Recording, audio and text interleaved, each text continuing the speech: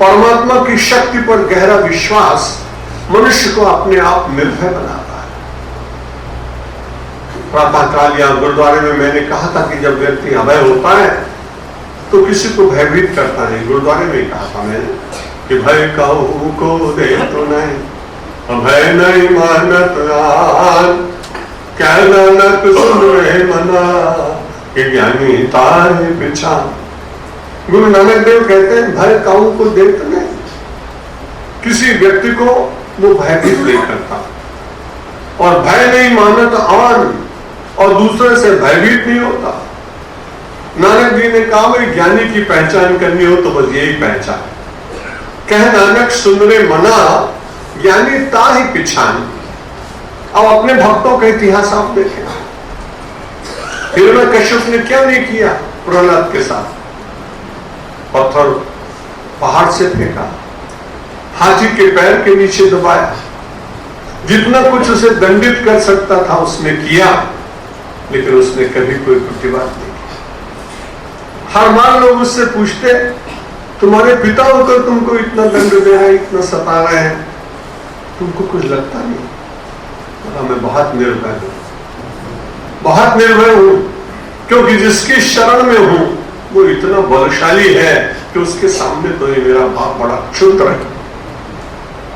और अंत में जब उसकी इस वृत्ति को देखा तो देखने के बाद लोहे के स्तंभ में निकट ले जाकर प्रहलाद से एक प्रश्न करता है उसका पिता, यदि परमात्मा सर्वत्र विद्यते अस्मिन् स्तंभे अस्ति नवा, यदि परमात्मा तुझे सब जगह दिखाई पड़ रहा है तो इस खंबे में है कि नहीं? तो प्रहलाद उत्तर देता है यदि परमात्मा सर्वत्र वर्तते अस्मिन् स्तंभे कस्मात् न। प्रति प्रश्न करता है, यदि परमात्मा सब जगह है तो इस खंबे में कैसे नहीं? निश्चित रूप से।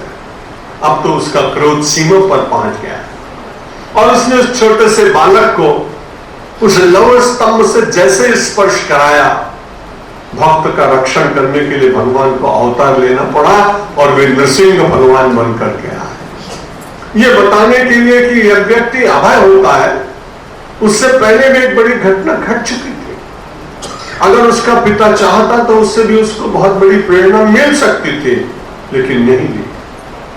जब उसने उसको अग्नि में रख दिया और उस समय होलिका नाम की एक महिला उसको अपनी गोद में लेकर बैठ गई, उसको कोई इस प्रकार का केमिकल घोल मालूम होगा जो उसने अपने शरीर के ऊपर लगा लिया, आग में बैठ गई और उसने कहा मुझे कोई नहीं जला सकता है, मैं तुम्हारे इस दुष्ट को जला दूंगी। और बड़ी तैयारी हो रही थी अभिनंदन की होलिका के लिए। हिरण्यकश्यप बड़ा प्रसन्न था कि सबसे बड़ी माला उसी को पहनाऊंगा, क्योंकि सदा सदा के लिए मेरे विद्रोही पुत्र को समाप्त कर देगी। लेकिन बड़ा आश्चर्य हुआ, राख हटाई गई, अग्नि शांत हो चुकी थी, प्रहलाद ध्यानमग्न थे, अग्नि के बीच में बैठने के कारण तेज और बढ़ गया था। अब तो बड़ा आश्चर्य पड़ा, उसने कहा वो कहां गई जलाने वाली? वो तो जल गई। जो जलाता है किसी को, जो किसी को जलाता है तो उसको जलना तो पड़ता है। आपने देखा शमा के ऊपर छोटे छोटे परवाने जब जाते हैं तो उसको जला देते हैं। तो उर्दू का कवि कहता है जो जलाता है किसी को वो भी जलता है जरूर। शमो भी जलती रही परवाने के जल जाने के बाद। परवाना तो 1 मिनट में जल गया, लेकिन शमा तो सारी रात जली। कितना बड़ा उसको कष्ट हुआ।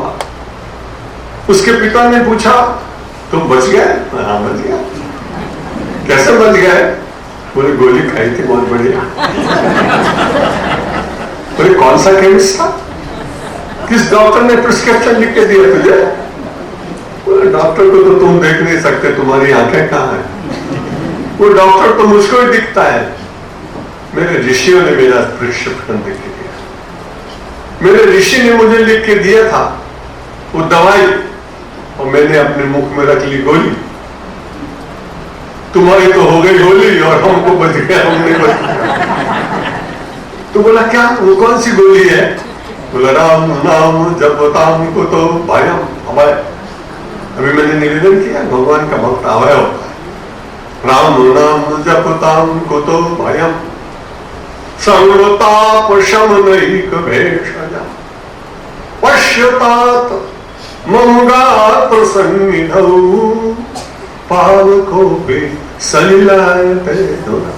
हे मेरे पिता, तुम देखो तो सही, पश्य, आप मुझे देखो।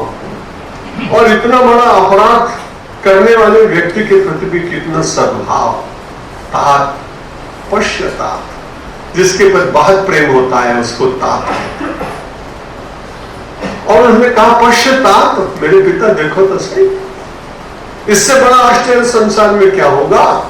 मम गात्र सन्निधौ, मेरे शरीर का स्पर्श प्राप्त करने के बाद ये अग्नि भी पानी की तरह शीतल हो गया।